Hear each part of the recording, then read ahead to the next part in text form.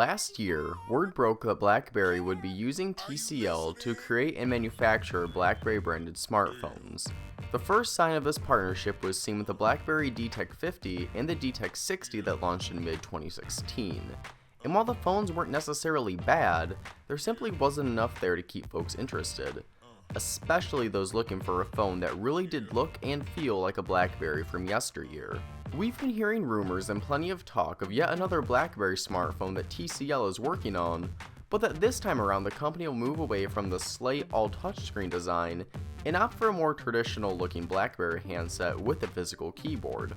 This smartphone has been codenamed as the Mercury, and we were able to get an early hands-on demo of the phone ahead of its official launch. I'm Joe Marion with PhoneArena, and this is our very first look at the forthcoming BlackBerry Mercury.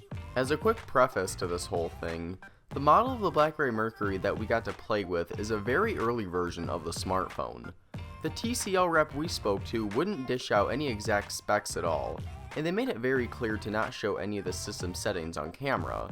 The company will be announcing these sort of details on the phone at Mobile World Congress in late February, so think of this as a little sneak peek of what's to come. Spec secrecy and unfinished software aside, our hands-on time with the BlackBerry Mercury was honestly a lot of fun.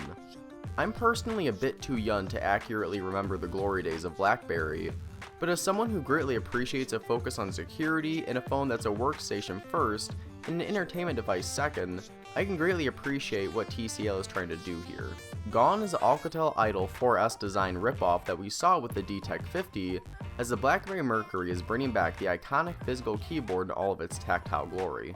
Virtual keyboards have gotten great over the years, but even with this being so, they simply cannot match the experience you get by typing on real physical keys. In addition to this, the keyboard is also packing in a few additional tricks.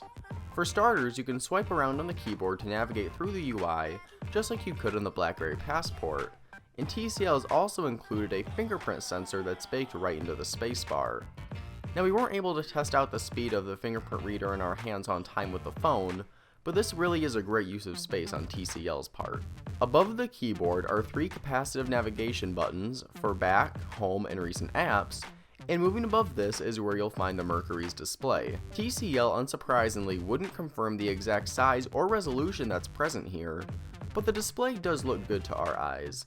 The aspect ratio of the screen is closer to the likes of a 4:3 nature due to the physical keyboard that's present here. And while this is certainly less than ideal for watching movies, it's quite fantastic for pretty much any sort of productivity related tasks. Navigating through the UI on the BlackBerry Mercury felt snappy enough, but seeing as how the software that's on the unit we played with isn't final, it's a bit too early to make any final judgments on it. In fact, it's really too early to make any judgments on any aspects of the phone. The appearance of the BlackBerry Mercury at this year's CES was a sign of what's to come more than anything else. The DTEK 50 wasn't the most positively received smartphone from last year, and from what we've seen so far, TCL is really looking to resolve a lot of those complaints with the Mercury, or whatever the company decides to name the phone when they get to that point. The BlackBerry Mercury still has quite a journey ahead of it before it's ready for prime time, but after today's initial hands-on with the phone, I think it's safe to say that BlackBerry and TCL could have a very compelling handset here. Speaking of compelling handsets, we've uploaded a ton of other CES 2017 related videos to our YouTube channel, so be sure to check those out if you haven't already. We also have even more coverage in the pipeline, so stay tuned here and at our website at PhoneArena.com for all the latest coverage from the show floor and beyond. I've been Joe Marion with PhoneArena.